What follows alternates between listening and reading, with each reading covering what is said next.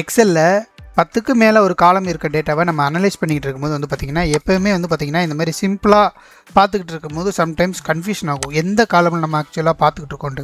அதுக்கு பதில் இந்த மாதிரி ஒரு காலம் விட்டு ஒரு காலம் ஹைலைட் பண்ணிட்டோம்னா நமக்கு வந்து அனலைஸ் பண்ணுறதுக்கு ஈஸியாக இருக்கும். அட் த சேம் டைம் நம்ம ஒரு கேப் மாதிரி ஒரு பிரேக் மாதிரி வந்து போயிட்டு வரோம்னா நமக்கு வந்து ஈஸியாக இந்த காலம் தான் நம்ம பார்த்துக்கிட்டு இருக்கோம் வந்து ஈஸியாக இருக்கும்.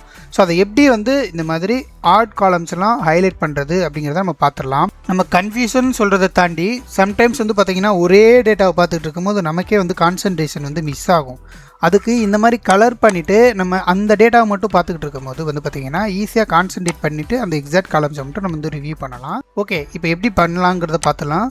ஃபஸ்ட்டு எந்த காலம்ஸ், அதாவது எந்த டேட்டாவில் நம்ம இப்படி 1 by 1 அதாவது ஒரு காலம் விட்டு ஒரு காலம் ஹைலைட் பண்ணணுமோ அந்த காலம்ஸை ஜஸ்ட்டு Ctrl A கொடுத்துட்டு எல்லா டேட்டாவும் செலக்ட் பண்ணிவிட்டு இங்கே கண்டிஷனல் ஃபார்மேட்டிங்கில் நியூ ரூல் கொடுத்துட்டு இந்த லாஸ்ட் ரூல் செலக்ட் பண்ணிக்கங்க. இங்கே வந்து ஃபார்முலா ரொம்ப சிம்பிள் தான். ஈக்குவல் இஸ் ஆட், அதாவது ஆட்னா ஆட் நம்பர், ஒரு ரோ விட்டு ஒரு ரோ இல்லை ஒரு காலம் விட்டு ஒரு காலம், அதுதான் இந்த மாதிரி ஆட் போட்டுட்டு இப்போ நமக்கு காலமை ஹைலைட் பண்ணுறதுக்கு நம்ம வந்து ஃபார்முலா போட போகிறோம். ஸோ ஜஸ்ட்டு காலம் டைப் பண்ணிவிட்டு இந்த மாதிரி டபுள் ப்ராக்கெட் போட்டுட்டு மறுபடியும் இந்த ஃபஸ்ட்டு ஓப்பன் பண்ணிக்க ப்ராக்கெட்டை க்ளோஸ் பண்ணிவிட்டு இங்கே ஃபார்மேட் என்ன கலர் நமக்கு இப்போ வேணுமோ ஏதோ ஒரு ரேண்டம் கலர், உங்களுக்கு என்ன கலர் வந்து பார்க்குறதுக்கு வந்து உங்களுக்கு ஓகேவா இருக்கோ அந்த கலரை ஹைலைட் பண்ணிக்கோங்க. இப்போ நான் இந்த கலர் சும்மா ரேண்டமாக நான் செலக்ட் பண்ணுறேன்.